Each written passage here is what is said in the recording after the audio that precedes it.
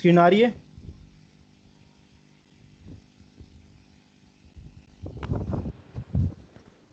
Yes sir आ रही है screen. ठीक है, तो हम लोग इसी स्लाइड से बुची कैरेक्टराइजेशन थ्योरम, जहाँ पे 4 थ्योरम्स थे कि अगर L1 और L2 दो लैंग्वेजेस हैं, दो के बुची रिकॉग्नाइजेबल हैं, तो L1 यूनियन L2 या फिर L1 इंटरसेक्शन L2 ये दोनों भी बुची रिकॉग्नाइजेबल होंगे। और अगर L1 एक रेगुलर लैंग्वेज है और L2 जो है वो बुची रिकॉग्नाइजेबल है, तो L1 डॉट L2 बुची रिकॉग्नाइजेबल होगा। उसी तरीके से अगर L एक रेगुलर लैंग्वेज है और L to the power W जो है वो उसका बुची रिकॉग्नाइजेबल, यानी कि कोई भी आपके पास एक रेगुलर लैंग्वेज है L, तो L पावर W जो है वो, या L पावर ओमेगा जो है वो उसका बुची रिकॉग्नाइजेबल लैंग्वेज होगा। ठीक है, अब what is a deterministic Buchi automata? आपके पास कोई भी एक ओमेगा लैंग्वेज है, जैसे ये एक A plus B star B to the power omega, तो इस तरह की लैंग्वेज जो है वो एक डिटर्मिनिस्टिक बुची ऑटोमेटा रिकॉग्नाइज नहीं कर सकता। जैसे कि इसको अगर आप सिग्मा को बिलोंग करवाएं समेशन स्टार के, तो दो इंटीजर्स n और m हम अगर इस तरीके से लें कि भाई alpha of n comma m is such that alpha of n comma alpha of n plus one से चलते हुए ये अल्फा ऑफ m तक जाएगा, जहाँ पे n जो less than equal to m है, तो ये एक सब स्ट्रिंग कहलाएगा इस लैंग्वेज का। उसी तरीके से इसकी लिमिट क्या होगी कि अगर कोई w है आपके पास जो कि सबसेट है समेशन स्टार का, तो आपका w वेक्टर जो बनेगा वो बनेगा sigma belongings to summation to the power omega such that there exist infinite many n that belongs to omega subjected to alpha 0 to n that belongs to w। तो ये limit define कर रहा है, ये इसका सबस्ट्रिंग बता रहा है इस लैंग्वेज के लिए जो कि नॉट रिकॉग्नाइजेबल है बुची ऑटोमेटा से। तो अगर कोई भी हमारे पास एक W लैंग्वेज आ जाती है जहाँ पे L is a subset of summation W, तो वो हम कहेंगे कि ये रिकॉग्नाइजेबल है by deterministic Buchi automata if and only if there is a regular language W that is a subset of summation star subjected to L which is equal to this W vector। तो कोई भी ऐसी language जो कि एक infinite sequences की आएगी तो वो डिटर्मिनिस्टिक बुची ऑटोमेटा उसको रिकॉग्नाइज नहीं कर पाएगा, लेकिन जब उसका एक सब स्ट्रिंग बना लिया जाएगा और एक W वेक्टर उसको डिफाइन कर दिया जाएगा, तो फिर वो लैंग्वेज जो है वो रिकॉग्नाइजेबल हो जाएगी डिटर्मिनिस्टिक बुची ऑटोमेटा से such that this W belongs to is a subset of summation star subjected to L which is equal to vector W। ठीक है, for any deterministic Bucci automata there is a Bucci automata A prime, जैसे ये A है ये A prime है such that the language of A prime is equal to summation omega difference L of A। Means ये जो sign आ रहा है ये सेट डिफरेंस का साइन है कि समेशन ऑफ ओमेगा का वो सब कुछ इस L ऑफ A प्राइम के अंदर इंक्लूडेड होगा जो कि L ऑफ A में नहीं है। यानी अभी कह सकते हैं summation of omega minus L of A prime. तो ये सेट डिफरेंस का नोटेशन है। प्रूफ क्या है कि भाई आपने अगर A प्राइम को कंस्ट्रक्ट करना है, आप उसका S प्राइम बनाएंगे जो कि S into zero union S which does not contains any F multiply by 1, I prime is equal to I multiply by 0, T prime is equal to is a set of S comma 0 comma sigma comma S bar comma 0 such that these all belongs to T and they have a union of S comma 0 sigma S bar comma 1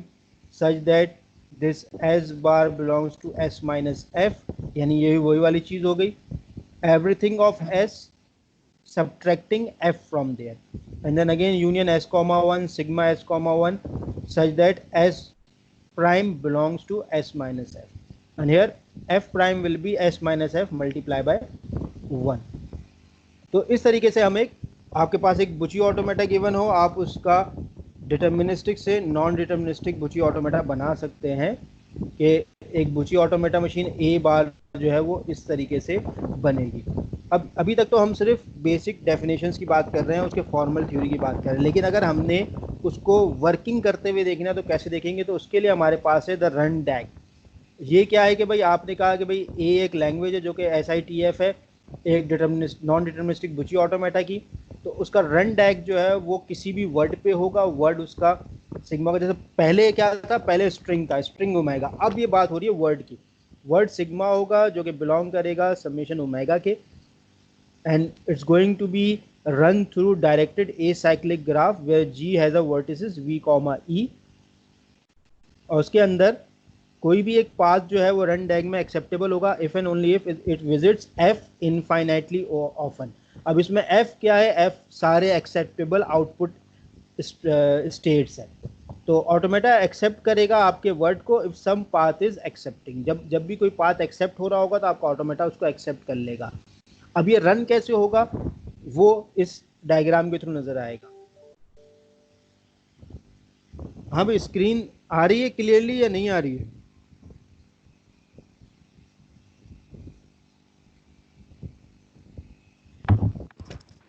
आ रही है sir.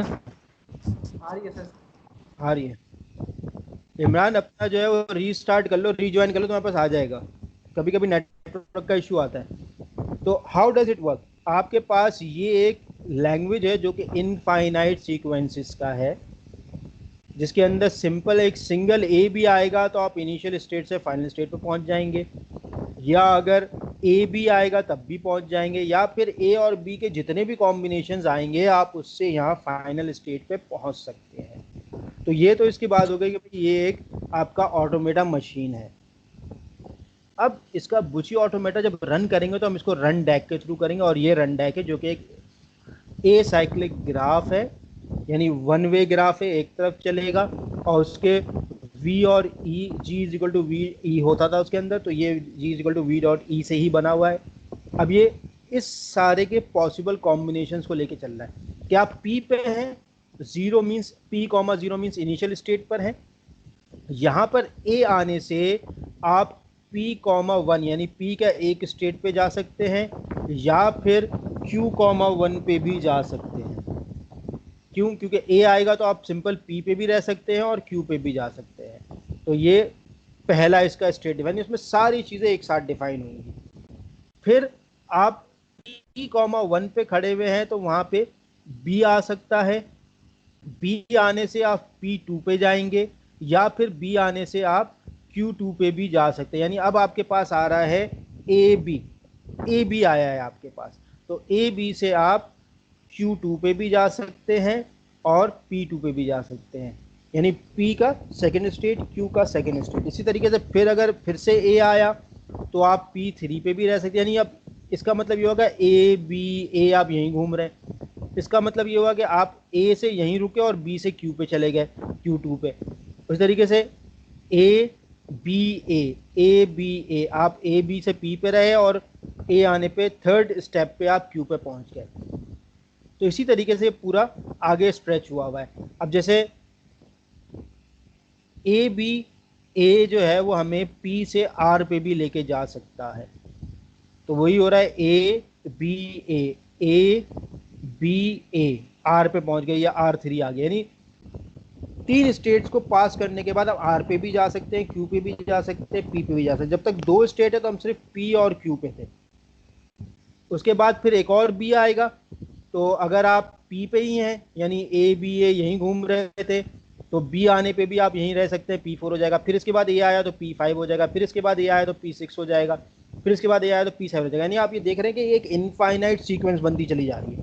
A B कुछ भी लाते रहो, ये infinitely चलता रहेगा, इसलिए dot dot आगे चल रहा है। लेकिन क्या है, there are only 3 states P Q R, तो ये जो ए साइक्लिक ग्राफ बनेगा वो सिर्फ P Q R के लिए ही बनेगा। और इसके अंदर जो इंपॉर्टेंट चीज़ है वो ये देखने की है कि आप किस स्टेट पे पहुंचने के बाद Q पे आएंगे, किस स्टेट पे पहुंचने के बाद R पे आएंगे। ऐसा नहीं है कि 0 पे ही आप P पे भी खड़े होंगे, Q पे भी खड़े होंगे, R पे भी खड़े होंगे।